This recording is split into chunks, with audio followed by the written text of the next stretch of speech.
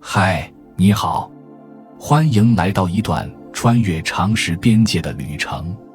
在接下來的2個小時裡，我們不會用複雜的公式淹沒你，也不會用艱澀術語繞暈你。我們要做的是用最溫和易懂的語言，帶你走進那個真實存在卻常被誤解的量子世界。在這個微觀劇場裡，光既是粒子也是波，未來既未決定也早已存在。這裡的每一個粒子都仿佛在傾訴着時間的低語，空間的柔韌，現實的多重可能。從波粒二象性到量子糾纏，從不確定性原理到量子計算，每一章都是通向更深理解的門檻。也許是一杯夜晚的小酒，也許是一顆點亮思緒的星子。本片共10章，每章不長，卻像10顆靜靜閃爍的思維光點，既能餵養你的好奇，也可能溫柔地催你入夢。所以請找一個舒適的角落，放鬆身心，讓我們一起出發，去探索那藏在一切之下的隱秘法則，去聆聽宇宙最細微的低語。第1章，量子世界的誕生。當經典物理停下腳步的地方，量子理論悄然展開了翅膀。量子物理學說白了，是一門專門研究宇宙中最小粒子如何運動、互動乃至存在的科學。它不研究飛機、火箭、火車這些大塊頭，也不管蘋果落地的軌跡，它關心的是電子、原子、光子，這些比塵埃還小的微粒在宇宙中的奇怪行為。而且這些行為奇怪到什麼程度呢？奇怪到違反直覺，甚至讓許多物理學家一開始都懷疑自己是不是看錯了數據。我們熟悉的經典物理，牛頓力學、麥克斯韋方程、熱力學定律等等，他們建立了一個穩定、確定、井然有序的世界觀。你推一把，它動；你加熱，它膨脹。世界看起來很聽話，可是到了原子以下的尺度，這些規律就開始不管用了。有時候粒子會像幽靈一樣穿牆而過，有時候它們明明是一顆粒子，卻突然像波一樣擴散開來，甚至還有時候它們會知道另一個遠在幾光年外的粒子發生了什麼。這些看似魔法的現象，便是量子物理的日常。一切的開始，經典物理的危機。時間回到20世紀初，那時的物理學界一片自信，很多人認為我們已經搞懂了世界的一切，剩下的不過是把細節補齊。牛頓3大定律解決了運動，麥克斯韋方程統一了電與磁，熱力學解釋了能量如何流動。看起來科學大廈已經完工，只等裝修。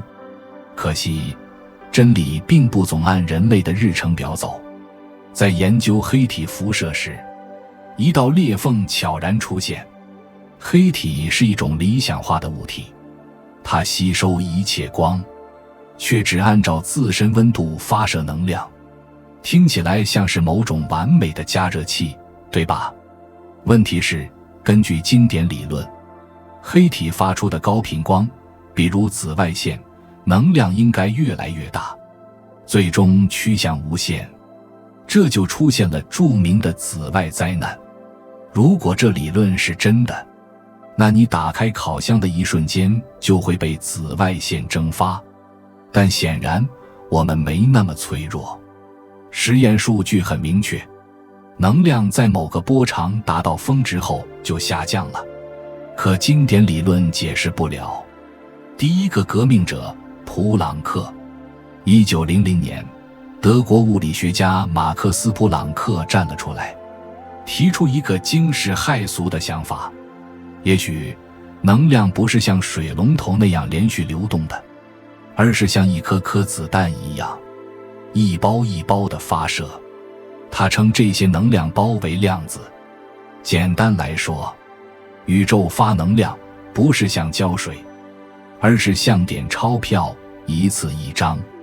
他引入了一个關鍵數字普朗克常數 h， 用來描述能量和頻率的關係。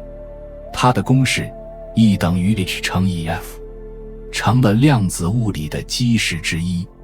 當時很多人覺得這只是數學上的權宜之計，沒想到這一步直接開啟了一個全新的物理時代——愛因斯坦的光子革命。幾年後，另一個重量級人物登場——愛因斯坦。他研究了一種被稱為光電效應的現象。當你用光照射金屬，金屬會吐出電子。經典物理認為，光越亮，電子就越多。但事實卻是，只有當光的頻率超過某個門檻，金屬才會釋放電子，哪怕光很暗也一樣。反之，頻率不夠，即使亮瞎眼也毫無反應。愛因斯坦得出一個大膽結論：光是由粒子組成的，每個光子都攜帶固定能量。光不僅是波，也是粒子。這聽起來非常違背直覺，就像你發現海浪其實是一群豆子組成的。憑借這個理論，他贏得了1921年的諾貝爾物理學獎。波還是粒子？乾脆兩個都是。到了1924年，法國物理學家德布羅意又提出一個新想法：既然光這種波可以表現為粒子，那物質這種粒子是不是也能像波一樣？聽起來就像說一塊石頭可以在水面蕩漾，誰會信？可是後來實驗證明他說對了。當電子通過兩個小縫時，它們會干涉，就像水波那樣。粒子竟然也能干擾自己，這揭示了一個令人瞠目結舌的真相：所有物質都有波粒二象性，它們既是東西，也是現象，既是在這兒，也可能在那兒。量子力學，一場思維方式的革命。從20世紀20年代開始，一群頂尖物理學家開始構建解釋這些現象的全新體系——量子力學。像海森堡、薛定諤、狄拉克，他們不是在修補舊船，而是在造一艘新航母。海森堡提出了矩陣力學，用數學矩陣來描述粒子的行為；薛定諤則用波函數來描繪粒子的可能狀態。狄拉克後來更把量子力學和愛因斯坦的相對論結合起來，甚至預言了反物質的存在。不同方法，但結果一致，都指向一個令人驚奇但準確的現實：核心概念違背常識，但無法反駁。量子化某些物理量，比如能量，不是連續的，而是跳躍式的，就像樓梯一樣，一格一格的，而不是斜坡。疊加原理，粒子可以同時處於多種狀態，直到你去觀察它，就像一枚同時正反面朝上的硬幣。量子糾纏，兩個粒子可以心有靈犀，無論相隔多遠，一個改變，另一個立刻響應。連愛因斯坦都稱這為幽靈般的遠距離作用。不確定性原理，你不能同時知道一個粒子的位置和動量，你越想知道它在哪兒，它在幹啥就越模糊。實驗驗證，不只是猜想。量子理論聽起來像科幻，但它是實驗支持最強的理論之一。比如電子雙縫實驗，只要你不偷看，電子就表現得像波，但你一觀察，它馬上變臉，行為變成粒子。還有貝爾不等式實驗，一再驗證了量子糾纏的真實存在，而非測不準造成的幻覺。宇宙的腳本不是單線的因果推理，而是湧動的可能性之網。量子力學不是另一個答案，而是我們提出全新問題的開端。第2章，光是粒子還是波？一束光可以照亮房間，也能照亮我們對現實本質的誤解。在浩瀚的科學殿堂中，有那么幾個概念一出現，就如同地震一般，把整個世界觀震得七零八落。波粒二象性就是其中之一，它並不只是一個科學術語，而是一個讓物理學家徹夜難眠、哲學家反覆咀嚼的謎題。這個概念告訴我們，所有的粒子，包括光乃至電子、原子甚至分子，在某些情況下像波，而在另一些情況下又像粒子。听起來像科幻小說，可這就是自然的真相。從光開始，300年的爭論拉鋸戰，一切的故事得從光說起。在過去幾個世紀裡，科學界對於光的本質有着激烈的爭論。這個爭論持續了整整300年。在17世紀，科學泰斗牛頓堅定地認為，光是一粒粒小微粒，就像射出去的子彈。他不光說得信誓旦旦，還賦予這些粒子一個頗具物理味道的名字——微粒。但與此同時，另一位科學巨匠，荷蘭的惠更斯，卻認為光是一種波，就像水中的漣漪那樣擴散開來。兩個理論各執一詞，互不買賬。歷史就這樣進入了一場持久拉鋸。1801年，一道光穿透了理論的迷霧。直到19世紀初，局勢才發生了戲劇性的轉變。1801年，英國物理學家托馬斯·楊做了一個被後人稱為劃時代的實驗——雙縫干涉實驗。他讓一道光通過2個細縫，然後照射到後方的屏幕上。結果讓人目瞪口呆，屏幕上不是2個亮點，而是一連串明暗交替的條紋干涉圖樣。這就像你在水面扔下2顆石子，波浪相遇的地方，有些地方互相疊加變高，有些地方則相互抵消變平。這正是波的行為。如果光是子彈般的粒子，怎麼會形成這樣的條紋圖案？這個實驗狠狠打擊了光是粒子的想法。於是，在接下來的幾十年裡，大家幾乎都站到了光是波的陣營裡。1905年，愛因斯坦的反擊，但科學史總是充滿反轉。到了20世紀初，另一個熟悉的名字登場了——愛因斯坦。1905年，他提出了一個令人震驚的觀點：光不只是波，它也是由一個個離散的能量包組成的粒子。我們今天稱它們為光子。他用這個觀點，成功解釋了一個當時困擾物理界許久的謎團——光電效應。簡單說來，當你用光照射金屬表面時，金屬會吐出電子。如果光是波，那只要光夠亮，不管頻率、顏色高不高，都應該能把電子打出來。可現實卻不是這樣，頻率不夠高，量再多也沒用。頻率一高，即使很暗，也能打出電子。這顯然只有在光是粒子，每個光子攜帶一份特定能量的情況下才講得通。愛因斯坦提出，光的能量是打包發貨的，一次一個光子，頻率越高，能量越大。這個觀點不僅解釋了光電效應，還為他贏得了1921年的諾貝爾獎，並非因為相對論，而正是因為這個量子論的突破。等等，到底是波還是粒子？這時候科學界懵了，光怎麼能既是波又是粒子？這兩者在經典物理里是涇渭分明、互不相容的概念啊！可更令人震撼的是，光并不是唯一的变脸高手。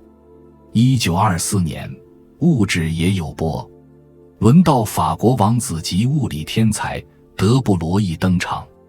他提出了一個堪比愛因斯坦的驚人假設：如果光可以有粒子的屬性，那麼電子這種我們以為是標準粒子的物質，是不是也可以表現出波的特徵？他甚至給出了一個計算物質波長的公式，這個波長也因此被稱為德布羅意波長。起初，這個想法聽起來簡直像在瞎扯，但科學不信口號，信的是實驗。1927年，實驗證明電子也會起波紋。就在德布羅意提出理論3年後，2位美國科學家戴維森和格莫做了一個實驗，他們用電子束轰击镍晶體，結果看到了一幅令人激动的图景，電子居然也產生了衍射圖樣，就像光一樣，電子也會干涉，也會彎曲，也會像波那樣傳播。而諷刺的是，早在幾十年前發現電子的那位科學家瑞吉·湯姆遜的兒子喬治·湯姆遜也獨立做了類似的實驗，得到了同樣的結論。父親證明電子是粒子，兒子證明電子是波。這不得不說是科學史上最有戲劇性的家庭對話之一。雙缝實驗直擊波粒二象性的心臟。如果說有什麼實驗最能把波粒二象性的矛盾與魅力展現得淋漓盡致，那非雙缝實驗莫屬。這次我們把主角換成電子，一個一個的發射，慢慢地穿過一個帶有2條縫隙的屏障，落在後面的屏幕上。起初看上去好像沒什麼特別的，但當你等夠久，會發現這些子彈狀的電子居然也排出了波的干涉图樣。這說明電子並不是通過1條縫，而是同時通過了2條縫。這怎麼可能？一個電子怎麼可能在2個地方同時出現？更有趣的是，只要你放一個探測器去偷看電子是走哪條縫的，干涉圖案就會神秘消失。電子像是知道你在看它，立馬收起波浪，表現得像規規矩矩的粒子。結論是，測量不只是記錄，它實際上參與甚至改變了結果。這在傳統物理中是不可想象的。薛定谔的波函數描述可能性而非確定性。為了解釋這種波中有粒，粒中有波的行為，科學家引入了一個核心工具——波函數。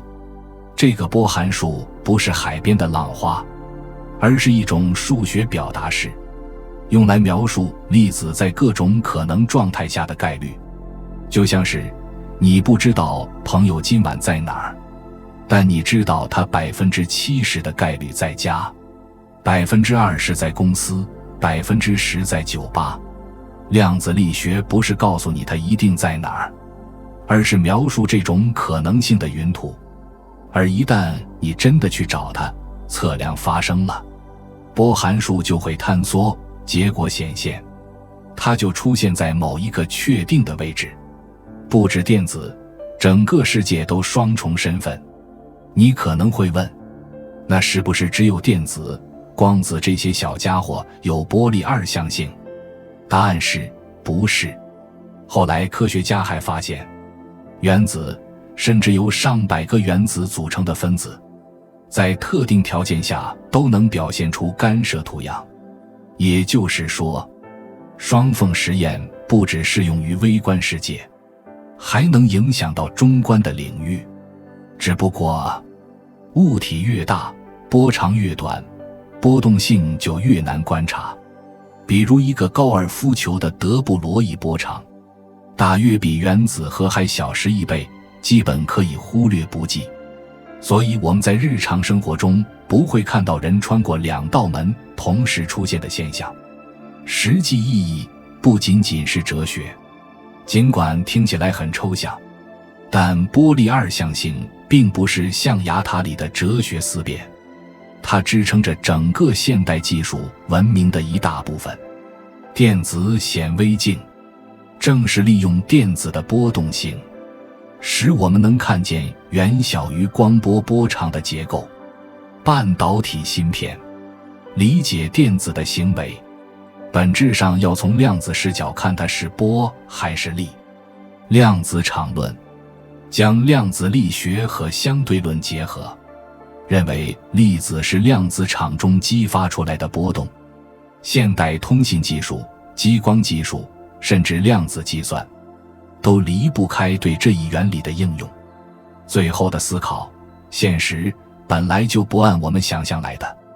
波粒二象性並不意味着自然界矛盾或混亂，它只是告訴我們，我們對現實的認知方式需要升級。我們習慣於用不是这個就是那個的二元邏輯來看世界，而量子世界則告訴我們，有時候事物就是既是这個又是那個。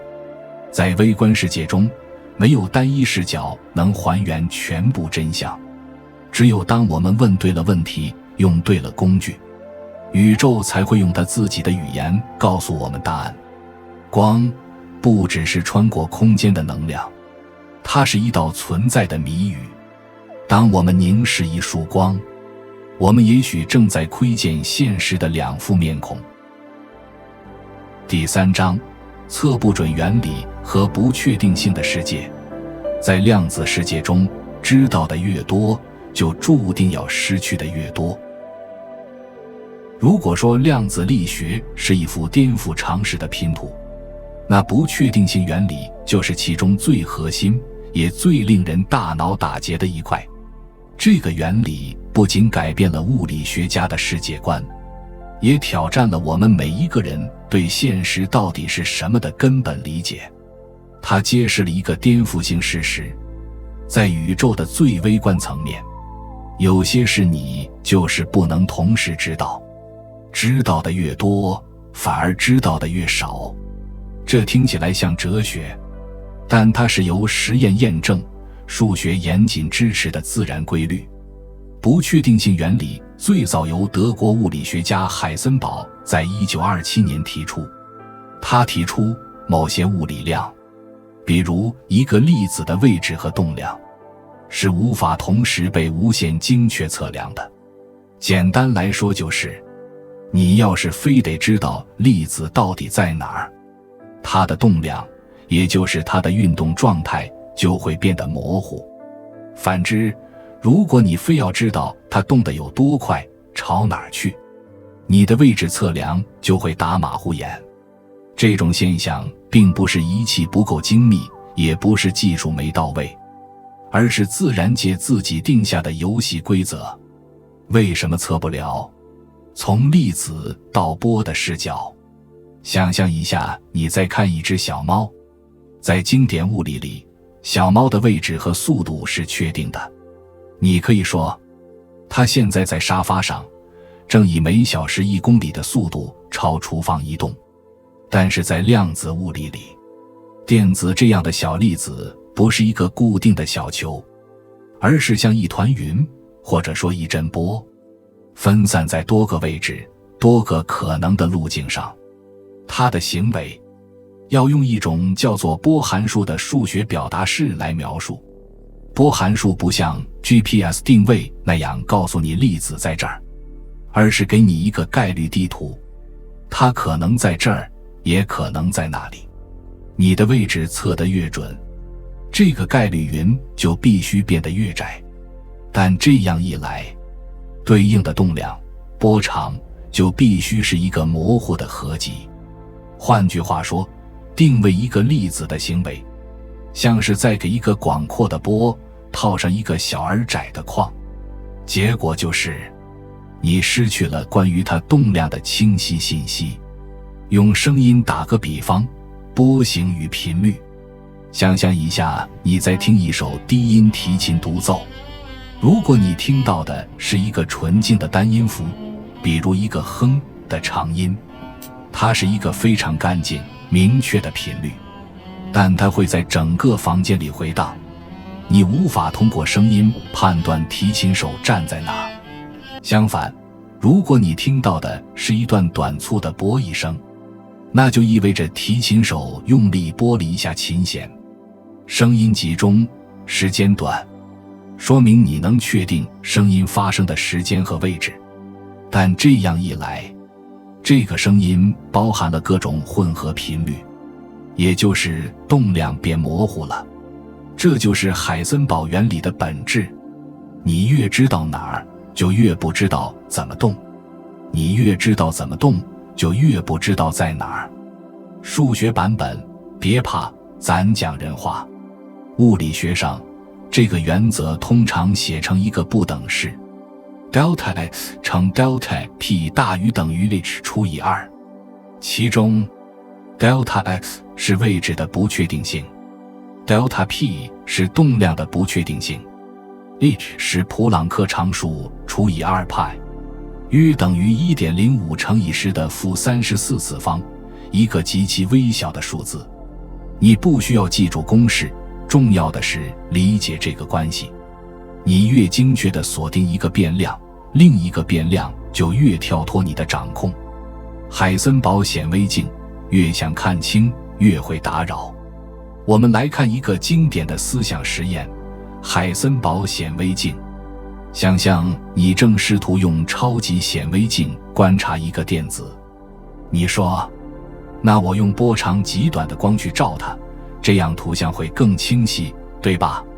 是的，波長越短，分辨率越高，但也意味着光子的能量更強。當你用這個高能探照燈去照電子時，就像用棒球砸螞蟻一樣，你確實看到了它，但也在同時把它擊飛了。那你說，好吧，那我換波長長一點，能量低的光，結果是模模糊糊，看不清。這就是不確定性原理的现實表現。你的觀測本身會改變被觀測對象的狀態。從原子結構到宇宙規則，這個原理無處不在。你可能想，這只是微觀世界才有的古怪行為吧？是的，它主要作用在微觀世界，但影響卻直達宏觀。例如，正是因為不確定性原理，電子不會掉進原子核裡。從經典角度來看，電子繞着原子核旋轉，它應該逐漸失去能量，像陀螺一樣慢下來，最終掉進去。但事實是，電子保持着穩定的軌道。這是為什麼？如果電子靠得太近，它的位置就太精確了，那它的動量，也就是能量，就必須非常高，導致它不可能穩定存在。電子的穩定軌道是量子世界裡一種妥協後的平衡結果。零點能永遠不能完全冷靜的宇宙。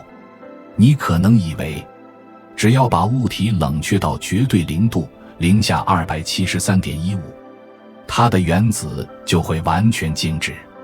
錯了，即使在這種宇宙最冷的狀態下，量子系統依然在顫動，保持着最小但不可為零的能量，這就是零點能。為什麼會這樣？因為如果動量是0，那就意味着我們知道它的速度是0。如果位置也很明確，那就違反了不確定性原理。所以，即使在最冷的宇宙角落，粒子依舊躁動不止。虚粒子、能量漏洞與量子泡沫。更神奇的是，不確定性原理還為物理學家打開了一個極端短暫的能量漏洞窗口。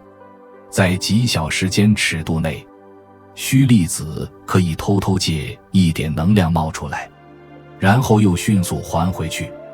這種現象雖然違反了能量守恆的直覺，但不違反物理規律，只要發生得快，就可以被允許。這些量子泡沫雖然轉瞬即逝，卻會留下痕跡。例如，蘭姆位移、電子能级微調、卡西米爾效应，两塊金屬板在真空中會被吸到一起。這些看似不可思議的實驗，都源自不確定性原理在背後發揮作用。精密儀器的量子極限，在現代技術中，不確定性原理也設定了精密測量的天花板。比如，原子鐘越想精確測量頻率、時間，就必須控制好能量。激光干涉引力波天文台 LIGO， 當我們試圖探測兩個黑洞合併的引力波時，連儀器鏡子的量子抖動都必須考慮進去。這些都不是理論假設，而是現實中必須克服的量子挑戰。知識的邊界也是探索的起點。你知道，我們的大腦天生就有一種規避危險的機制，我們厭惡模棱兩可，並且常常將其視為一種威脅。但說實話，我卻覺得不確定性有着不可思議的吸引力。這似乎很有可能。你可能會問，如果我們永遠無法知道所有信息，那科學還有意義嗎？其實，不確定性原理並不意味着科學的失敗，恰恰相反，它是科学成熟的標誌。它告訴我們，現實世界不是我們想知道什麼就能知道什麼，而是自然允許我們知道什麼。科学的目標並不是獲得全知，而是在有限的可知範圍內做出最精確、最可靠的預測。不確定性原理是自然寫在宇宙深處的一句提示語。世界不是完全可以預測的，但它的模糊是有邊界的、有規律的。海森堡的不確定性並不只是限制，它也是邀請。它提醒我们，知識不是終點，而是與宇宙共舞的節奏。第4章，波函數與可能性的宇宙。一顆粒子不在這裡，也不在那裡，而是存在於可能之中。在我們每天生活的世界裡，事物總是非黑即白，不是 A 就是 B。一個開關要麼開着，要麼關着。一顆球要麼在左邊桌角，要麼在右邊地板上。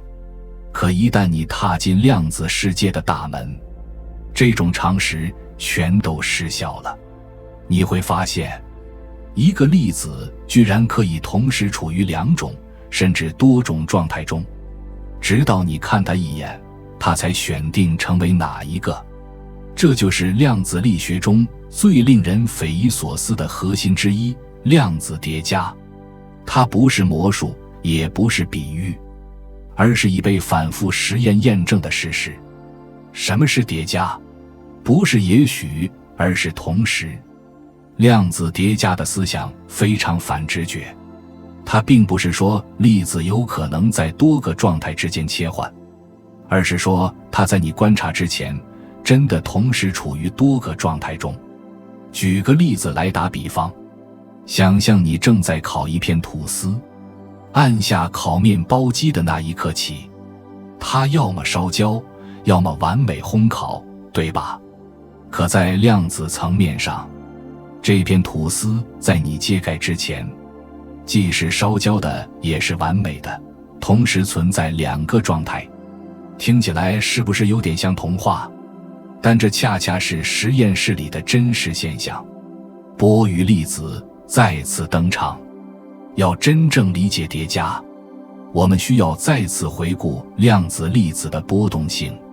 在量子力學中，粒子不再是一个个孤立的小球，而更像是一種可能性的波。這些波叫做波函數，它不是水波，也不是聲波，而是一種數學表達的可能性圖譜。你可以把它想象成一个擴散開的概率雲，這朵雲可以同時籠罩多個位置、多個狀態、多個方向。當你測量一個粒子，也就是去觀察它時，這個雲會立刻它現成一個確定的結果，而在那一刻之前，它什麼都不是，又什麼都是。一個粒子可以同時在何必？設想你有一個粒子，它既可能在位置 A， 也可能在位置 B。經典物理會說，你只是還不知道它在哪，但量子力學告訴我們，它真的同時在 A 和 B。波函數把這兩個位置的可能性疊加在一起，形成一種混合狀態。這種疊加不是隨意拼湊，而是一個數學上高度結構化的組合，其中各個狀態可以增強或抵消彼此，這就是干涉現象的來源。薛定諤的貓，死活並存的思維炸彈。這個思想在1935年被物理學家薛定諤用一個極其生動也頗具爭議的方法表現出來，把一隻貓放進一個密閉盒子裡，盒子裡有一顆放射性原子，它有 50% 的概率衰變，一旦衰變就觸發一個裝置，釋放毒藥，貓就死了。根據量子理論，只要你不打開盒子，原子既衰變了也沒衰變，於是貓也就既死了也活着。當然，薛定諤並不是在虐貓，而是想強調，當我們把量子疊加應用到宏觀世界時，結果顯得非常荒誕。這不是量子理論錯了，而是告訴我們，觀察這件事在量子世界中扮演着不同尋常的角色。小世界裡的實驗事實，雖然貓既死又活無法在現實中浮現，因為宏觀系統很快會與環境發生干擾，進入經典狀態，但在電子、光子、原子這類微觀粒子身上，疊加現象是確確實實存在的。經典實驗，電子雙縫實驗。當我們將一個電子一個一個的發射，穿過兩個狹縫後，它們在後面的屏幕上形成了干涉條紋。這說明電子同時走了兩條路徑。但如果我們安裝一個看電子走哪條縫的探測器，干涉圖樣就會消失。也就是說，只要你想知道電子走哪兒，它就立刻不再同時走兩條路了。這就像你問一位演員，你今晚到底演哈姆雷特還是李爾王？他原本可以兩個角色都準備好，但一旦你非得讓他選，他只能演一個。不只是位置的疊加，還有屬性的疊加。疊加不僅僅體現在粒子的位置，還可以出現在其他物理屬性上。自旋疊加，電子的自旋，你可以把它想象成小磁針的方向，可以是向上或向下，但在沒有測量之前，它既不是上也不是下，而是兩者的量子混合狀態。光子的偏振疊加，光的電場方向可以是水平或垂直，但在疊加態中，它可以同時擁有兩個方向。這種光會表現出獨特的干涉效果，正是量子光學實驗中觀察疊加的常見方式。疊加之於技術，量子計算的引擎。要說哪個領域真正將疊加推向技術前沿，那就是量子計算。傳統計算機使用的比特只能是0或1，而量子計算機使用的量子比特可以同時是0和1，處於疊加態。這聽起來像作弊，但它的確賦予量子計算機並行處理的能力，使其在某些計算任務上遠遠超過經典計算機。當然，這種優勢也伴隨着極大挑戰。一旦看它一眼，它就塌縮成了0或1。所以量子工程師要花極大的努力保護量子比特不被偷看或受到環境影響，否則就会退相干，疊加態瞬間消失。疊加在化學與材料中的意義，在量子化學和原子物理中，疊加也是不可或缺的概念。原子裡的電子並不是繞圈飛行，而是以驻波模式的形式存在於某些軌道中。這些模式本質上就是各種位置、能級和動量的疊加結果。化學反應中的過渡態，其實就是原子之間形成和斷裂化學間的各種排列方式的混合態。你可以把它理解成化学鍵在試探幾種可能性，直到反應完成時才選定最終結構。理解疊加，不是我們不知道，而是自然就是這樣。有些人會誤以為，疊加只是我們人類對系統了解不夠，觀測不清。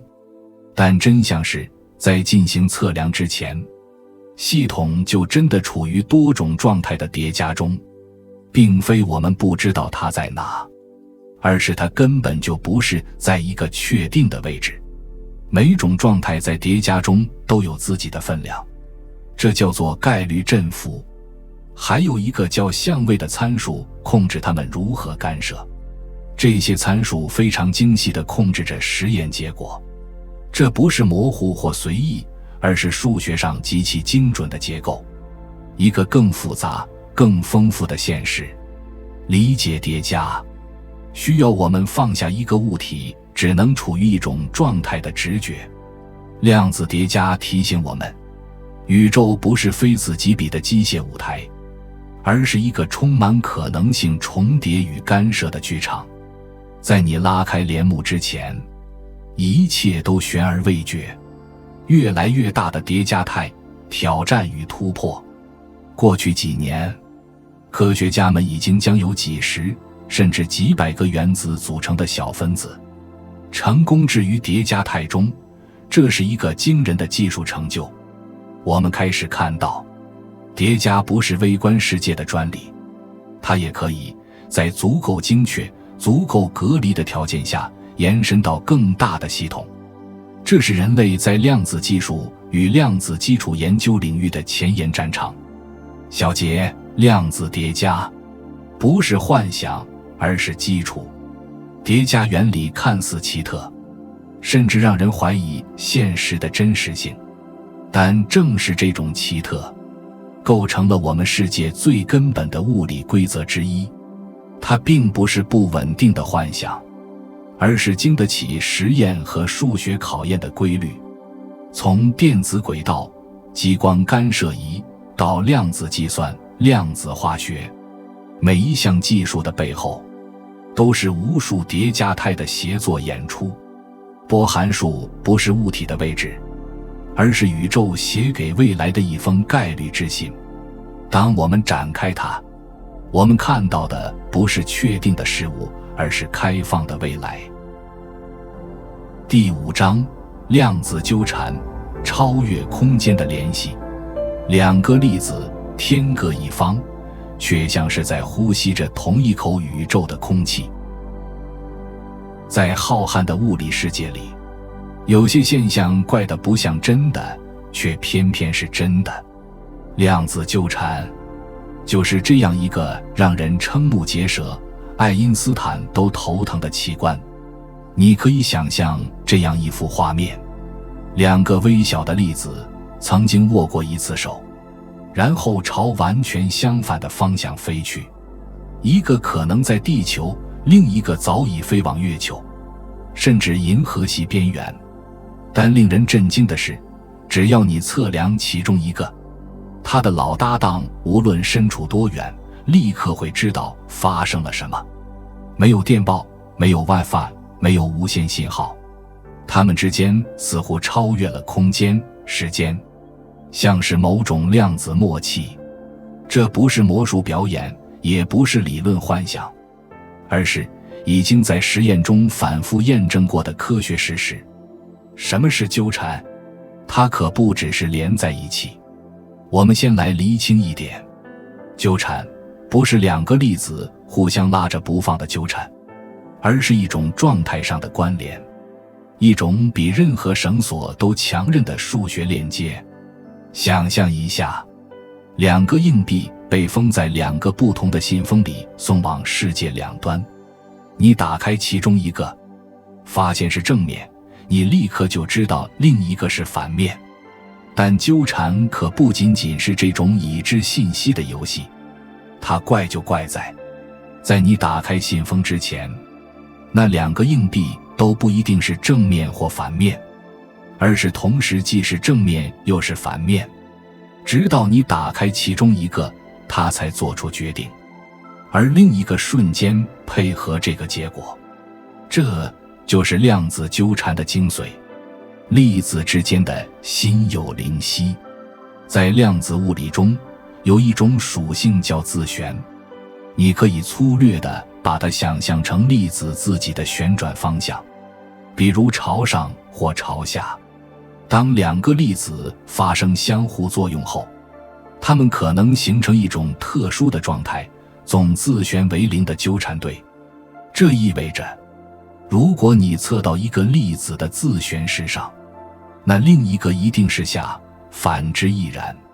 可關鍵是，在你測量之前，這2個粒子都處於既上又下的疊加態，就像薛定諤的貓那樣，既活着又死着。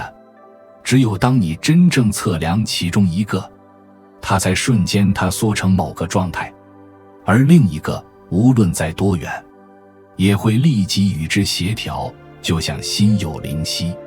這不是一個粒子影響另一個，而是它們從一開始就不是2個獨立的我，而是一個共享命運的我們。連愛因斯坦也覺得這太扯了。你可能會想，這聽起來是不是違反了因果律？是不是一種超光速的信息傳輸？別擔心，你不是第一個這麼覺得的。愛因斯坦本人就曾對這種現象表示深深的不安，他稱之為幽靈般的超距作用。1935年，愛因斯坦和2位同事波多爾斯基與羅森發表了一篇挑戰量子力學的論文，他們提出了著名的 EPR 悖論，質疑量子理論是否完備。他們的核心觀點是，你不能告訴我一個粒子能瞬間影響另一個遙遠粒子的狀態，那太離譜了，一定是有某種隱藏變量，是我們不知道的內在機制預先安排了這些結果。換句話說，他們不相信粒子在被測量之前是沒有狀態的，而是認為一切早就安排好了。這聽起來很合理，畢竟我們的常識就是這樣運作的。貝爾不等式，真相從數學中走出來。20世紀60年代，一位北愛爾蘭物理學家約翰·貝爾站了出來，給這個爭論畫上了測試的起點。他提出了一套數學規則——貝爾不等式。這個不等式的關鍵點在於，如果 EPR 所說的隱藏變量存在，那糾纏粒子的測量結果就必須遵守這個不等式。如果量子力學是真的，糾纏粒子就會打破這個不等式。簡而言之，貝爾不等式像是科學世界的測謊儀，它能告訴你到底誰在說真話，愛因斯坦還是量子理論。實驗說了算，貝爾測試和糾纏的勝利。1980年代初，法國物理學家阿斯佩及其團隊做了突破性的實驗，他們使用了一对糾纏光子光粒子，將它們發送到相距很遠的2個探測器。結果如何？貝爾不等式被打破了。換句話說，實驗站在了量子力學一邊，粒子的行為真的是在被測量的那一刻才確定的，並且立刻反映在它的量子兄弟上。自此之後，世界各地的科學家用各種粒子、光子、電子、原子、離子做了越來越多、越來越精確的實驗，無一例外地支持了糾纏的存在。量子糾纏不是超光速傳輸，它是關係的揭示。我們必須澄清一點，雖然測量一個粒子會立即揭示另一個的狀態，但這不是把信息從傳送到 B 的過程，沒有信號穿越空間，而是兩個粒子共享了一個共同的狀態，就像兩個演員在遠程演出同一出雙人劇本。你一聽對方說台詞 A， 你就知道你該接台詞 B， 這不是因為對方發給你消息，而是你們在開演之前就排練好了。這種非局域性是量子力學最核心也最反常識的部分。它提醒我們，宇宙並不像我們想象中那樣被割裂為一塊一塊。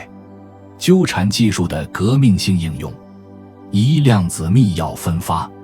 如果你想和一個朋友在黑暗的網絡世界裡傳遞一個不會被偷聽的密碼，糾纏可以幫你做到。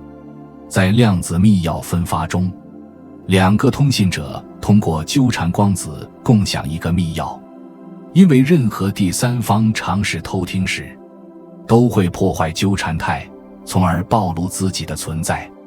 這是一種幾乎天生不可破解的加密方式，被稱為信息安全的終極武器。二、量子隱形傳態。別誤會，這不是星際迷航裡的瞬間傳送。量子隱形傳態不是把物質化的傳送過去，而是把粒子的量子信息通過糾纏轉移到另一個地方。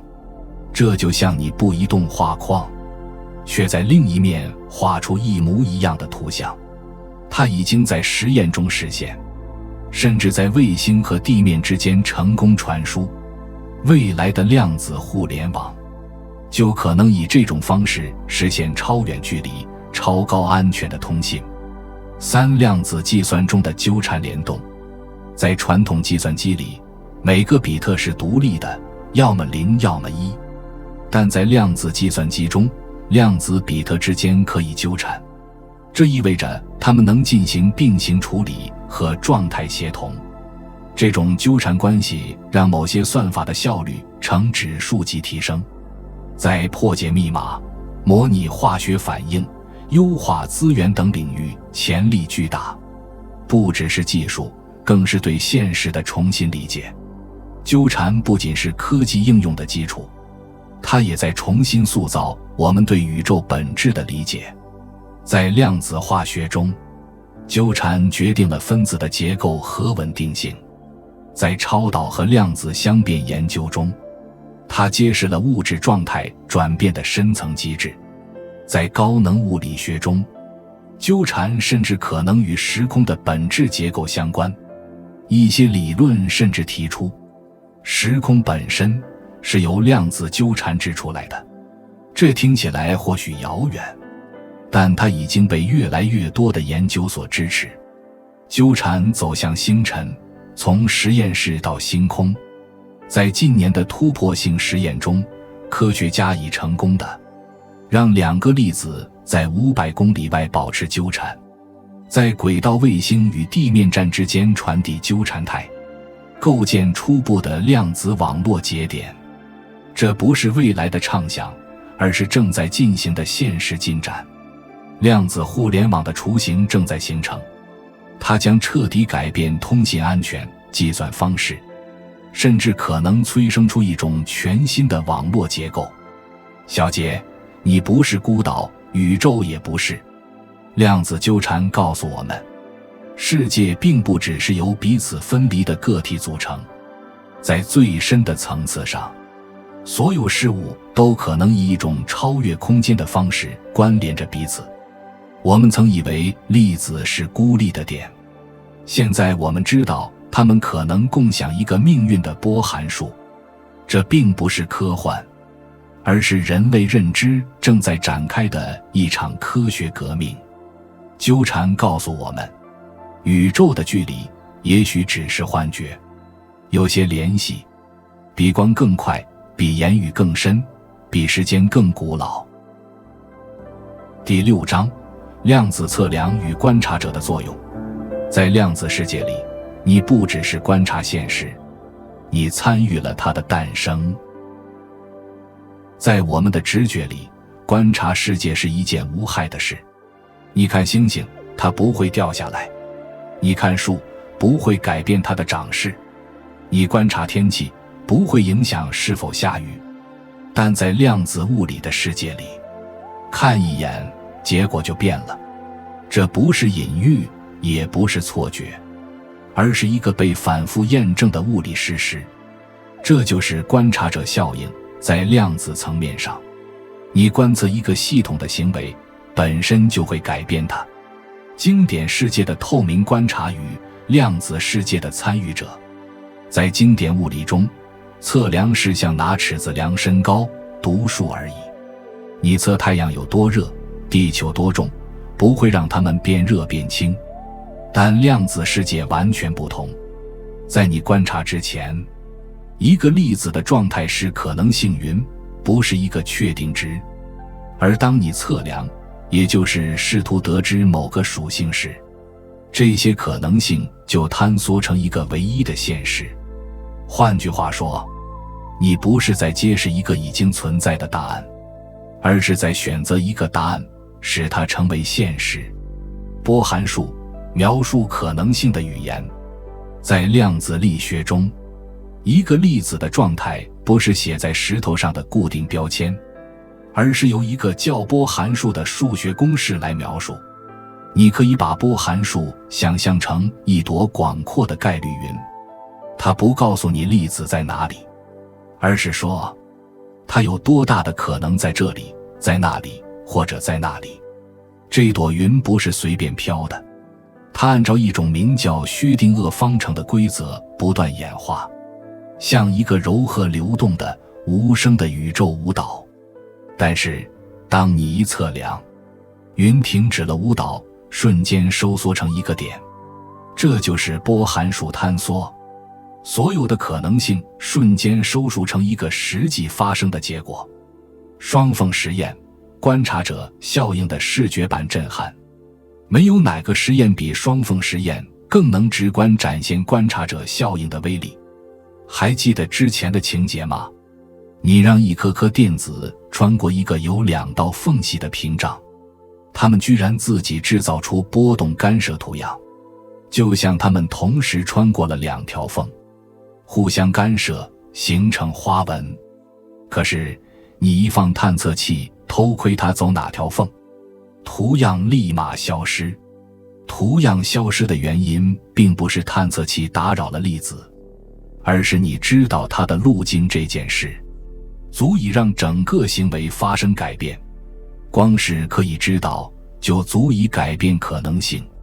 這就像一個人本來在房間裡跳舞，可一旦知道你在窗外看着，他馬上站定，裝作什麼也沒發生。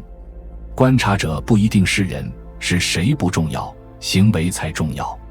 有一點必須澄清，在量子物理中，觀察者並不一定是一個戴眼鏡、拿筆記本的科學家，他也可以是一個測量儀器、一束反射光、一次粒子碰撞，甚至只是與環境的一個量子糾纏。也就是說，任何提取信息的行為本身就是觀察。只要系統與外界發生了某種可測互動，疊加就被破壞，系統就做出了選擇。一是否參與觀察，物理學家的爭議。看到這兒，你可能忍不住想問，那我觀察和一台機器觀察有區別嗎？人類意識是不是某種特殊的觀察力？這就是量子測量問題的哲學核心，也是量子力學最迷人的部分。最主流的解釋是哥本哈根詮釋，它告訴我們，在沒有測量前，物理量沒有確定值，測量本身定義了結果。但有些科學家不滿足，他們提出了不同觀點。多世界詮釋，你只是在某個宇宙裡看到了一種可能。多世界詮釋說，波函數永遠不會坍縮，你測到一個結果，只是因為你身處眾多平行宇宙中的某一個分支，其他結果也發生了，但你永遠看不到。這就像你擲一枚硬幣，它在某個宇宙裡是正面，在另一個宇宙是反面，而你只是恰好活在看到正面的宇宙。這個想法大膽而迷人，但也令人頭皮發麻。它意味着每一次測量都可能創造出新的宇宙分支。退相干理論，坍縮时看起來的錯覺。另一種解釋叫做退相干理論。他認為，系統在與環境產生糾纏之後，失去了保持疊加的能力，看起來就像坍縮了。其實波函數仍然存在，只是你再也看不到它的疊加。這就像一杯調了顏色的水潑進大海，理論上顏色還在，但你無法再分辨出來。實驗層面，測量不是選項，是變量。不論哪種解釋成立，有一點是確定的，你想知道就會影響結果。這不只是在電子的軌道或光子的路徑上發生。在量子光學中，探測一個光子會瞬間改變整個光場。在原子物理中，測量能級會重新安排電子的位置。在量子計算中，讀取量子比特會讓它的疊加態坍縮成0或1。所以，量子算法常常在最後一刻才測量結果。之前的整個過程都是在疊加態中計算，不看結果就是保持可能性的魔法。這也正是量子計算和量子密碼學的核心。例如，在量子通信中，試圖偷看一段加密信息會破壞系統本身，讓竊聽者暴露。換句話說，在量子世界裡，偷窺是會留下物理指紋的。若測量，可以輕輕看一眼嗎？有沒有可能，我們既想觀察，又不想干擾太多？答案是可以，但代價是信息量極小。這就進入了弱測量的領域。它允許我們在不讓波函數完全坍縮的前提下，提取一點點信息，就像偷看一封信時，不拆開信封，只對着燈光看一點點模糊輪廓。雖然信息有限，但系統還保留了量子味道。這些技術在前沿研究、量子態分析中越來越重要。觀察者效應挑戰我們對現實的定義。最終，觀察者效應不只是一個實驗細節，而是對現實本身的一次挑戰。在沒有人看時，月亮還在嗎？在量子物理看來，這個問題並不那麼好回答。我們所認為的客觀存在，在量子層面上很可能並不固定在那裡，而是等着一個觀察者把它從可能性變為現實。現實不再只是在那裡，而是你和它共同決定的。小結：量子物理不允許旁觀。量子觀察者效應告訴我們，測量不是被動獲取信息，而是主動參與現實的形成。在這個尺度上，你想知道，就得付出代價。你不能兩手空空地走入一個系統，又期望它一動不動地把秘密告訴你。就像一次對話，你說一句，宇宙就回一句。觀察不是被動的窺視，而是現實的建構。測量的不確定，不是缺陷，而是一種存在方式的回響。第7章，量子隧穿，穿越不可能的牆。在微觀世界，沒有禁止通行的標誌能阻止一顆粒子的意圖。在我們的直覺中，牆就是牆，擋住你，你就過不去。如果你沒有足夠的力氣把門撞開，那你就只能原地徘徊。但量子世界有它自己的逻輯，它不管你撞不撞门，它乾脆直接穿牆而過。不是因為更強，而是因為概率允許它突然出現在牆的另一邊。這聽起來是不是像什麼魔術？不，它叫做量子隧穿效應，是量子物理中最不可思議，但又被反覆驗證的現象之一。在經典物理中，沒能量就別想過去。設想你把一個小球推向一座小山，如果球的能量动能不足以越過山頂，它就會被彈回來。這是經典物理的常識。沒有足夠的本事，你就不能突破障礙。但在量子物理裡，粒子不是球，而是概率波。即使這股波撞上牆，它也不會立刻終止，它會像海浪一樣輕輕滲入障礙物的另一側。這並不代表它一定過去了，而是代表它有非零的概率出現在本不該出現的地方。就像你掷骰子掷出了0.0001%的機會，骰子直接穿過桌子落到地板下。這種看似不合情理的行為就是隧穿，波函數的偷偷溜過去。要理解量子隧穿，必須重新認識粒子。粒子不是一個咔嗒走直線的小球，而是一個由波函數描述的概率分布。這就像你不是一個點，而是一片可能性雲。當這片雲遇到一個能量屏障，比如一堵山，它不會馬上停止，而是慢慢滲入山體內部。雖然在其中迅速減弱，但依然存在。如果山不太厚，那麼雲的尾巴就能穿出另一邊，形成粒子躍遷的可能性。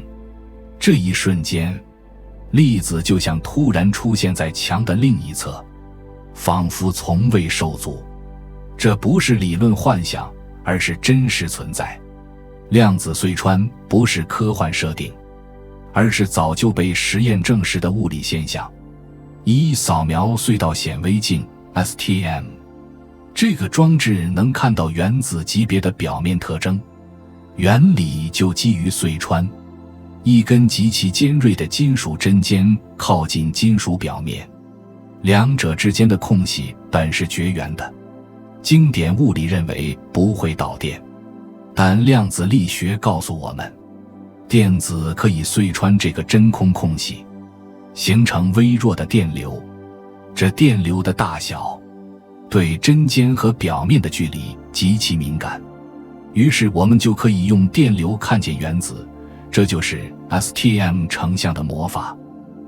没有隧穿，太陽都不會發光。你沒聽錯，連太陽的發光都離不開量子隧穿。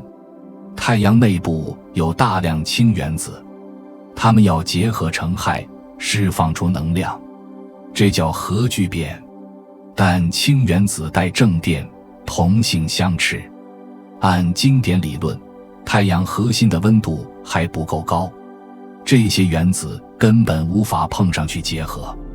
可現實中，太陽天天在發光。答案在於，質子通過隧穿效應，偶爾能穿過電荷斥力形成的室壘，成功結合。這就是星星得以燃燒的秘密。如果沒有隧穿，恆星的誕生、壽命、死亡全都會不同，宇宙的命運也将徹底改寫。放射性衰變，囚犯越獄的辦法。在由這類重元素的原子核中，有些粒子，比如 alpha 粒子，本應該被困在裡面一輩子。經典物理說，它們的能量不夠逃出來，可現實是，它們會自己從原子核中逃逸出來。這就是 alpha 衰變。為什麼能逃？因為量子隧穿給了他們一條概率小路，只要他们夠幸運，就能穿出原子核，变成可測的放射性現象。更妙的是，我們可以用隧穿概率來精確預測他們逃出來的速度，而且這些預測與實驗結果驚人吻合。隧穿二極管，電子的捷徑。在電子工程中，隧道二極管也是一個例子。電子本來應被絕緣層阻擋，但隧穿讓它們得以鑽過去，產生電流。這種特性使得它在高速電路、高頻放大器中用途廣泛。它的電流、電壓曲線也因隧穿而與普通二极管截然不同。閃存芯片、U 盤、智能手機中都用到了電子的隧穿來儲存和讀取數據。在生物體內的量子走私，你可能沒想到，人體也在用隧穿效應。在一些酶催化反應中，某些氢原子會穿過分子之間的位垒，完成難以實現的轉移。這種走捷徑的方式大大提升了代謝效率。這說明量子力學不是冰冷實驗室裡的規則，它甚至存在於生命之中。在量子計算中，它是尋找答案的捷徑。量子計算機的某些類型，比如量子退火器，利用隧穿來跳出次優解，找到全局最優。就像你在一個迷宮中找不到出口，但隧穿讓你穿牆而過，抵達本來遙不可及的答案。這為複雜優化問題提供了全新解決思路，也可能徹底改變金融、交通、蛋白質折疊等領域。數學上能算得出，但不可預測。量子隧穿並不神秘，它完全符合薛定諤方程。我們可以計算出穿越障礙的概率，影響這個概率的因素，比如粒子質量、室壘寬度、高度、粒子動能等。更輕的粒子、更薄的屏障、更高的能量，隧穿幾率更大，但我們永遠无法準確預測這一個粒子在這一次會不會穿過去。我們只能說，每100萬個裡大約有多少能成功。這就是量子世界的美妙。你不知道誰，但你知道多少。穿牆用時間嗎？时間在量子世界也不一樣。有意思的是，粒子穿過室壘的時候，它究竟花了多少時間？這個問題幾十年來讓科學家們抓耳撓腮。一些實驗顯示，隧穿幾乎是瞬間的。另一些測量又顯示，它可能確實經歷了一段量子時間。我們現在知道，粒子的行為在這個過程中不能用經典的路徑加時間去理解。它並不是走進、穿越、走出，而是直接在另一邊出現。是偶然還是命中注定？由於隧穿是概率現象，你無法對单个粒子預測結果，但你可以對整體系統做出驚人準確的預測。這在物理學中被稱為統計可預測性 vs 個體不可知性。它揭示了一個深刻真理：宇宙在微觀層面是偶然主導的，但在宏觀尺度，它表現出一種穩定與秩序。隧穿的哲學意義，什麼是界限？從根本上講，隧穿效應逼我們重新思考：什麼是障礙？什麼是限制？什麼是不可能？在經典物理中，障礙是絕對的，但在量子物理中，障礙只是高度概率性，而非不容置疑的禁令。禁锢變成了彈性，界限變成了模糊，現實變成了可能性雲。小結：穿越不可能，是量子世界的日常。量子隧穿讓粒子完成經典物理不允許的壯舉，讓太陽發光，讓原子衰變，讓晶體管工作，讓量子計算尋找捷徑。它不僅僅是一個奇觀，更是一座橋梁，連接不可見的微觀規律和我們眼前可見的宏觀現實。這不是違反物理定律，而是展現物理定律在不同尺度下的另一種優雅運行方式。隧穿不僅是物理過程，它是希望的隱喻。即使前方是牆，也可能通行。世界並不總是如它所看起來那樣堅固。第8章，概率在量子力學中的作用。在经典物理裡，概率是无知；在量子世界中，它是規则。在我們對自然界的探索中，概率曾被視作一種不得已的無奈，一種因為我們知道的还不夠多，測得還不夠準而存在的模糊。但在量子力学中，概率不再是临时替代品，它是規則本身。量子力学不只是允許偶然，它是建立在偶然之上的科学。這聽起來或許令人不安，但正是這種不確定，構成了微觀世界奇妙而真實的基礎。經典物理的信念，知道越多，預測越準。在牛頓的宇宙中，一切都可以計算，給定一個行星的速度、位置、質量，我們可以精準地預測它明天、明年，甚至下個世紀的運行軌道。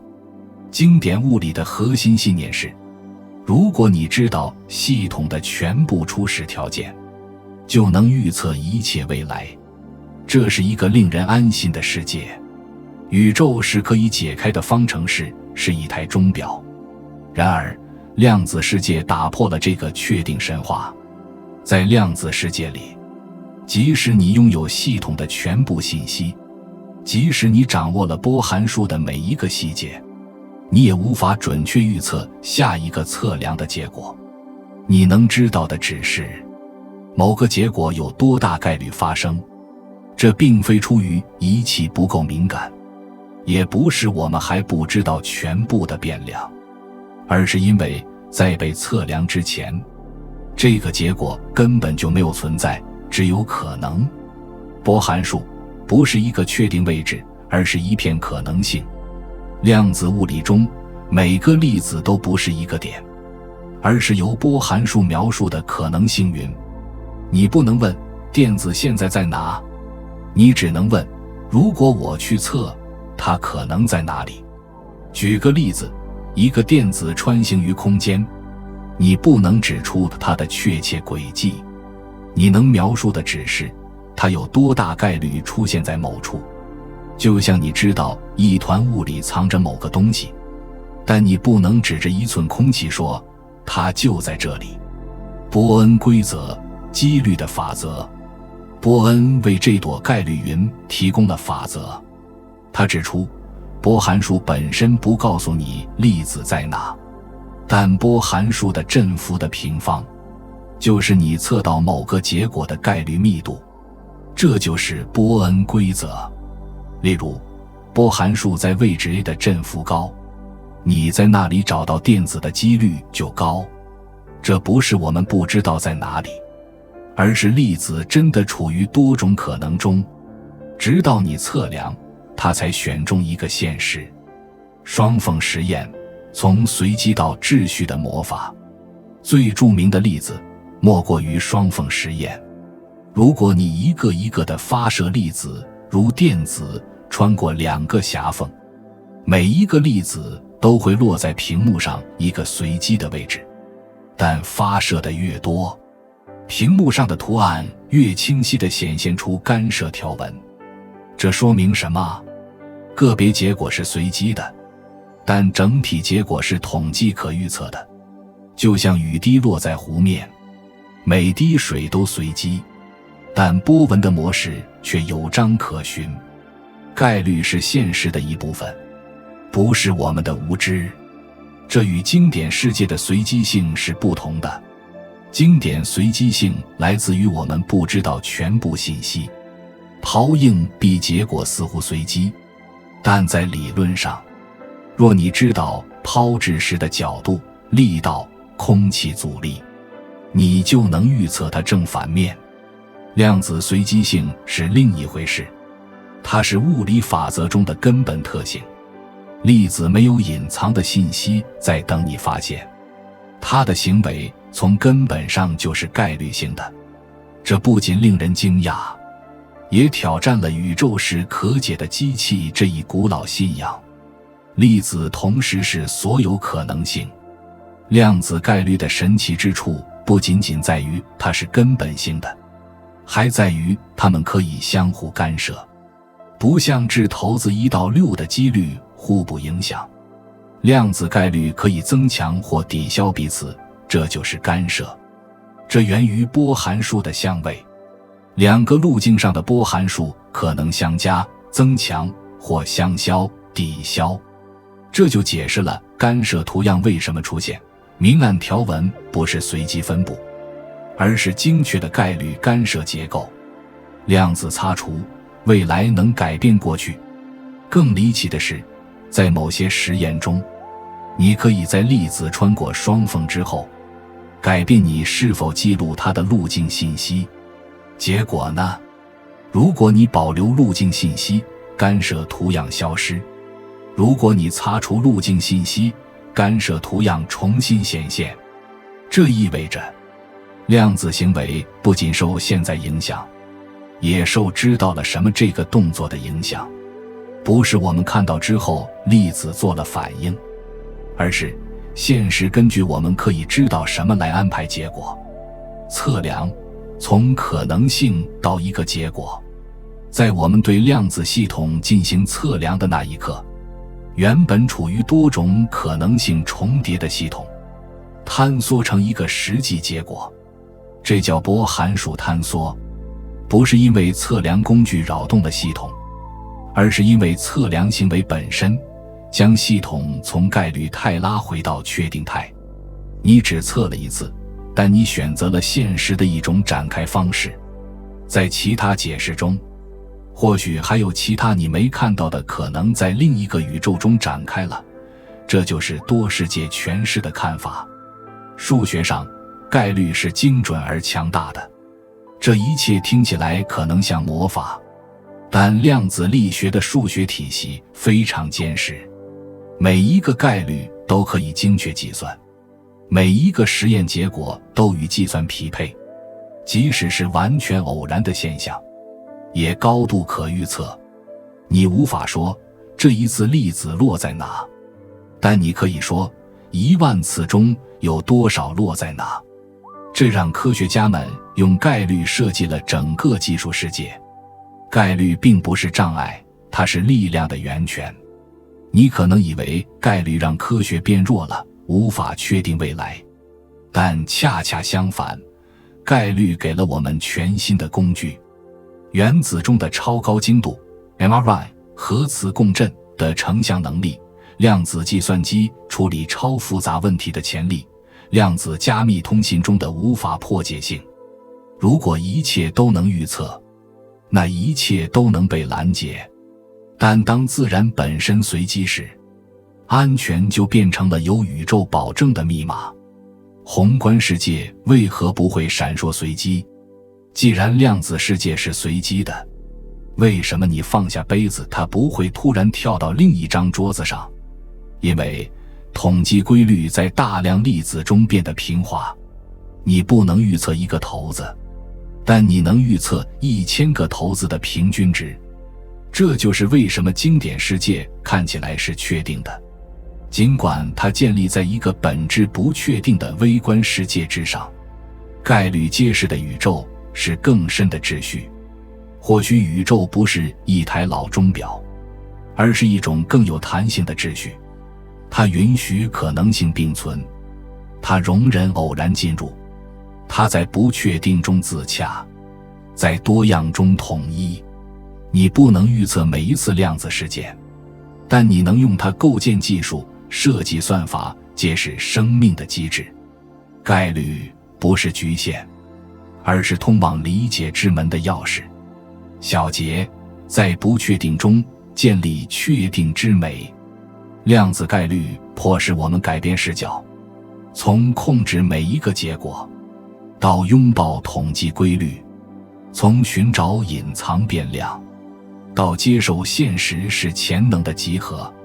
它不僅改變了科學，也改變了哲學、技術，甚至我們对現實的理解。在這個宇宙中，確定性可能只是概率雲中的一粒塵埃，而概率才是那朵孕育一切可能性的雲。當我們放棄尋找確定性，我們反而擁抱了更廣闊的真理。量子概率教會我們，宇宙的真相也許是以可能性的語言低語。第9章，量子物理学如何改变我们對現實的看法。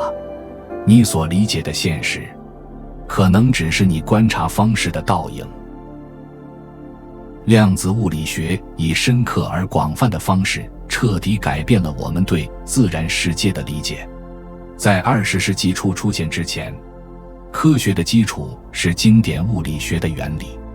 經典物理學將宇宙描述為一個確定的、連續的、可預測的系統。人們認為物體具有精確的位置和速度，並且每個事件都被認為是遵循明確規律的先前原因的結果。量子力學的發展徹底顛覆了這種世界觀，用一種強調不確定性、概率和知識的根本局限性的模型取而代之。這一轉變的核心在於人們認識到，粒子並不像我們曾經認為的那樣像微小的固體物體。相反，電子、光子和原子等量子實體表現出的行為卻無法用經典理論解釋。它們可以同時存在於多種狀態，相互干擾，跨越遙遠距離，相互糾纏，並在根本層面上表現出隨機性。這些特徵挑戰了我們對事物存在或處於某種狀態的傳統觀念。最早也是最引人注目的視角轉變之一，源於波粒二象性的發現。經典物理學認為光是波，物質是由粒子組成的，但實驗表明光可以表現得像粒子流，物質也可以表現出波狀干涉圖案。這種雙重行為表明，我們傳統的分類是不充分的，現實的本質比任何簡單的標籤都更加微妙。量子力學用統計框架取代了絕對確定性的概念。該理論並非預測事件的確切結果，而是提供不同可能結果的概率。波函數是量子力學的核心概念，但它並不能給出確切的答案。它給出概率振幅，這些振幅的平方可以得出在給定狀態下找到粒子的可能性。這種變化意味着未來並非以嚴格的、古典意義上的方式被決定。即使完全了解一個系統的波函數，也無法確定地預測測量結果。我們只能知道各種結果的概率。量子力學的這種概率性質迫使物理學家重新思考測量和觀察的作用。在經典物理學中，測量一個系統僅僅揭示了它原本就存在的性質，但在量子力學中，測量起着積極的作用。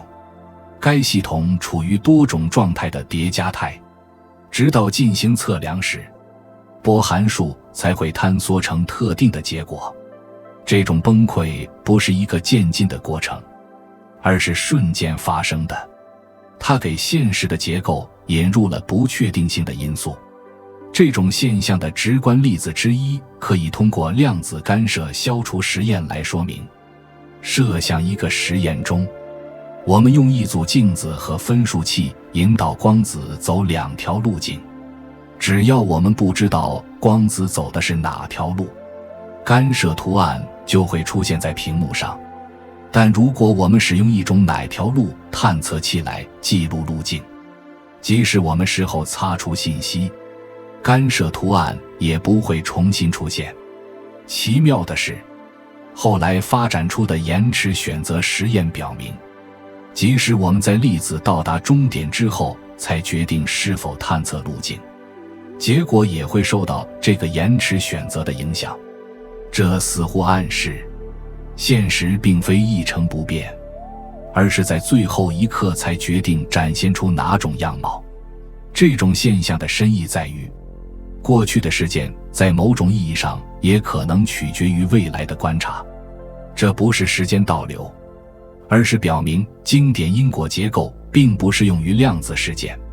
時間、事件和現實的界限似乎變得模糊。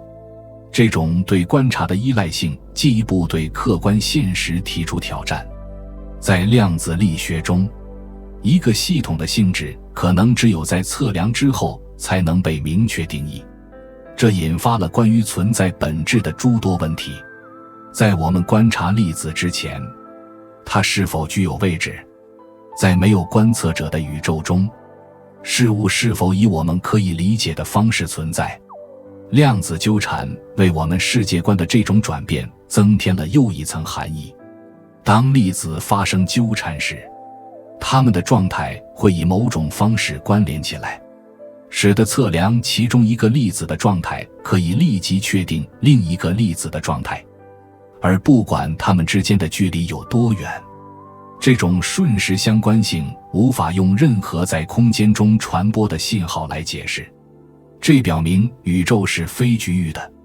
空間上分離的事件可以以經典物理學無法解釋的方式緊密聯繫在一起，雖然這並不能實現超光速通信或違反因果律，但它確實迫使我們重新思考構成經典科學基礎的可分離性原則。糾纏和非局域性的哲學後果仍在爭論中，但實驗證據是明確的。貝爾不等式的违背表明，沒有任何局域隐變量理論能夠重現量子力學的所有預測。現實似乎並不受傳統觀念的約束，它遵循更抽象、更不直觀，並且與觀察行為本身緊密交織的規則。量子力學也重新定義了信息的概念。在傳統系統中，信息是直接的，比特要麼是0，要麼是1，粒子要麼在這裡，要麼在那裡。但在量子系統中，信息可以以疊加態存在，对量子比特或量子位的操作可以同时影響多個狀態，這就產生了量子計算之類的現象。在這種現象中，計算可以在廣闊的可能性範圍內並行執行。它還催生了量子密碼學，其中物理定律保證了信息傳輸的安全性。在經典熱力學中，信息通常不被視為物理量，但量子理論表明，信息與系統的物理狀態密切相關。量子熵和不可克隆定理，該定理指出不可能創建未知量子態的完全相同的副本等概念表明，量子世界中的信息行为非常不同。這些原理開闢了包括量子信息理論和量子通信在內的整個研究領域。量子物理學最具變革性的影響之一，或許在於它挑戰了我們對決定論的認知。在經典觀點中，只要有足夠的數據，我們就可以預測宇宙的任何未來狀態。拉普拉斯等思想家倡導的這種觀點，描繪了一個機械運轉的宇宙圖景，未來只需一次計算即可確定。量子力學用一種根本性的不可預測性取代了這種確定性。無論我們對一個系統了解多少，其未來行為的某些方面在被觀察到之前仍然是無法得知的。但這並不意味着宇宙是混亂無序的。量子力學在統計系綜的預測方面極其精確可靠，它使物理學家能夠對原子光譜、化學反應和材料行為做出準確的預測。它是半導體、激光器、超導體和原子鐘等技術的基礎。但就單個事件而言，該理論並不能提供確定性，只能提供可能性。這種轉變不僅對科學產生了深遠的影響，而且對我們如何思考知識、現實以及人類理解的局限性也產生了深遠的影響。量子力學並不能告訴我們事物在傳統意義上是什麼，相反，它告訴我們關於事物我們能知道些什麼，以及這種知識是如何受到我們與所研究系統的互動的影響的。量子力學的數學形式體系是科學史上最成功的體系之一。這些等式成立，預測結果與一項又一項實驗的結果都驚人的吻合。但一個多世紀以來，這些方程式的含義一直是爭論的焦點。哥本哈根詮釋、多世界詮釋、德布羅意波姆导波理論和客觀坍縮模型都試圖解釋形式主義之下的本質，但它們各自對我們如何理解時間、空间和測量行為都有着不同的意義。無論如何解釋，其實際後果都是顯而易見的。量子力學徹底改變了我們對現實的看法。它向我們表明，宇宙不僅僅是空間中運動的物體的集合，而是概率、相互作用和關係的動態互動。我們觀察到什麼，取決於我們如何觀察。存在的事物可能與其所處的背景密不可分。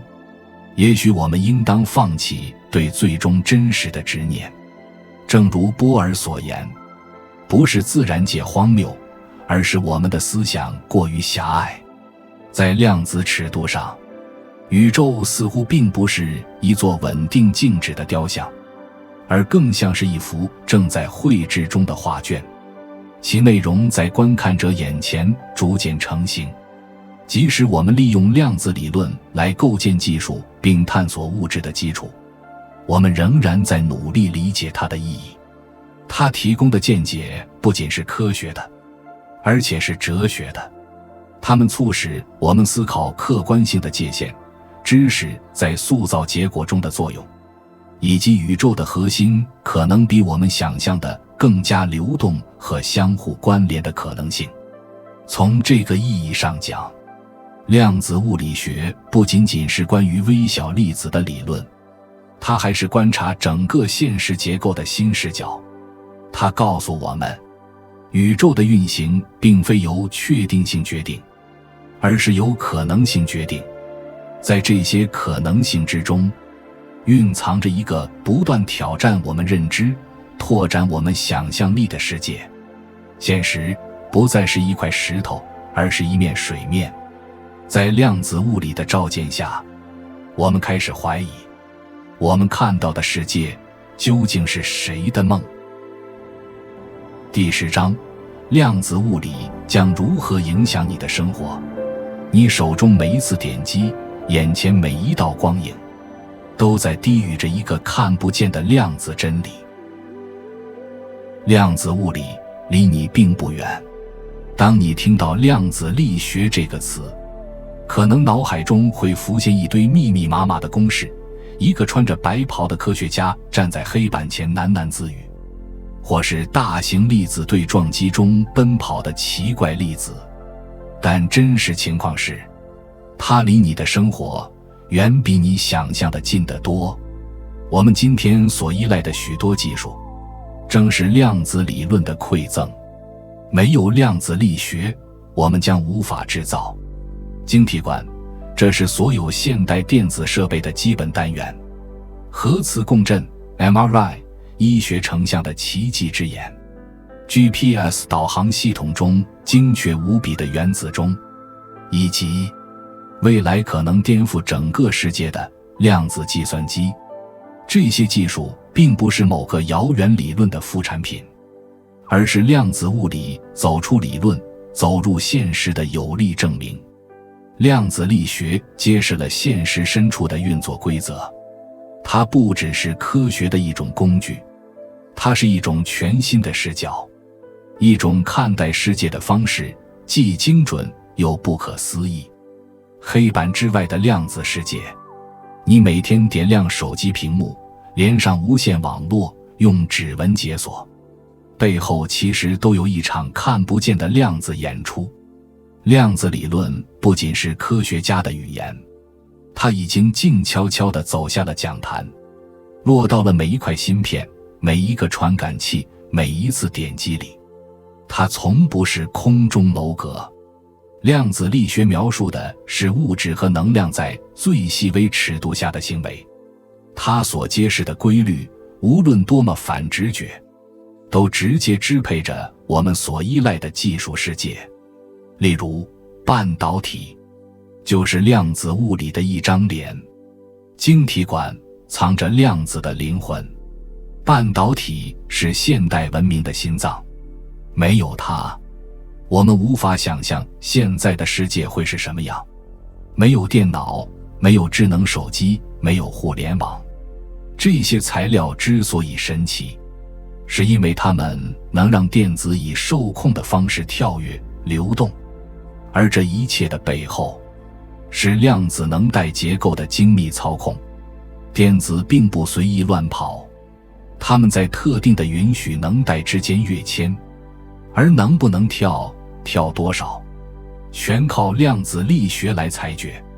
每一個晶體管，那個比頭髮絲還細的開關，其實都是一個微型的量子閘門。激光，量子的光之師。你在超市掃描條碼，用光纖打電話，接受眼科手術，甚至在玩一張 DVD， 這些都在使用激光。而激光的原理源自量子受激輻射。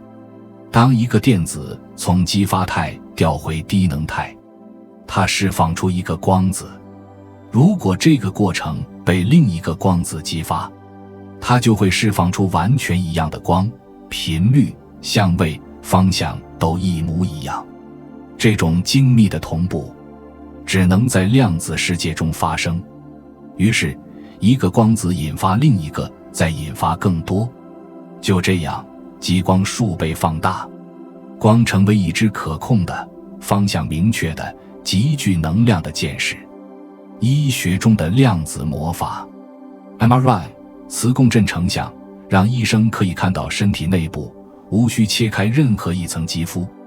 這種圖像並不是靠光線成像，而是靠原子核自旋在磁場中的微妙排列。這些排列會隨着無線電波振動，然後發出微弱信號。捕捉這些信號，計算出不同位置的強度變化，就能構建出一張精確的人體內部圖像。從癌症篩查到腦部研究，量子物理正悄然守護着無數生命。原子鐘與 GPS， 當時間由量子掌舵。你在地圖上定位一個地址，你打車，你導航，每一次精準的定位，其實都依賴着漂浮在天上的一組原子鐘。這些原子鐘並非時鐘那麼簡單，而是依靠原子能級躍遷發出的微波頻率來計時。原子不會快一拍或慢一秒，它們是自然界最可靠的節奏器，而這正是量子行為的體現。一個能級對應一個頻率，穩定到每100萬年才差1秒。隧穿效應，當粒子穿牆而過。在經典物理中，如果你推不開門，你就被困住了。但在量子世界，粒子不問門開不開，它直接穿過去。這種隧穿效應在我們的現實世界中有真實應用，比如隧道二极管利用電子穿透式垒的能力，實現高速、低功耗的信號處理。你的 U 盤、SSD 硬盤其實是靠這種量子行為來記住信息的。甚至太陽能也是沒有隧穿效應，太陽內部的核聚變根本無法發生，地球也不會有今天的光和熱。光子的量子操控與未來通信，你知道嗎？科學家已經可以操控單個光子，讓它說出密碼，再用來傳遞消息。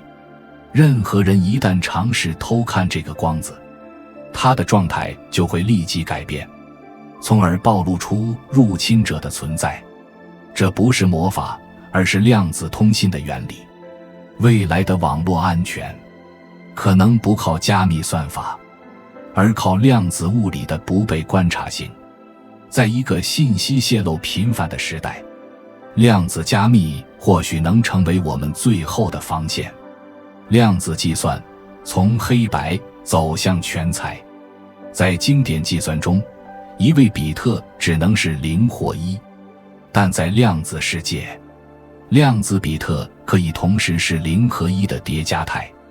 想象一下，不再是一条條信息的直線，而是一整個信息雲朵，每個方向都在計算。這不是科幻，而是量子計算。它可能重新定義我們解碼密碼、設計藥物、模擬分子、優化供應鏈的方式。雖然它仍處在初級階段，但那扇門已經打開，一束微弱的光正從裡面透出來。量子傳感與超精密世界。你聽說過冷原子干涉儀嗎？那是把原子降溫到接近絕對0度，讓它們像波一樣干涉，以測量地球重力的細微變化。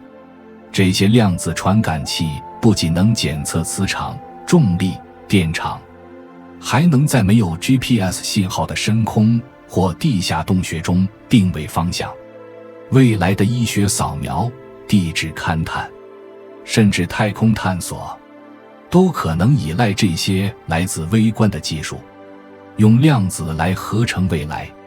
量子理論還正改变我們製造新材料、設計藥物的方式。科學家可以用量子計算來預測分子的性質，而不需要反復試驗。想象一下，在計算機中創造一個分子，然後根據它的行為去設計下一代抗癌藥，或者比現有材料輕1半、強度翻倍的新型金屬。太陽、生命、宇宙，一切的量子脈搏。量子物理不僅造就了技術，更解釋了我們為何存在。